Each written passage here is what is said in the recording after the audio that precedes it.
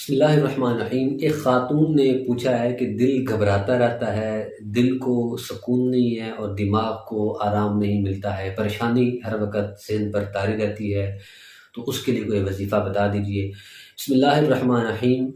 لو انزلنا هذا القرآن على جبل لرأيته خاشعا متصدعا من خشیت اللہ۔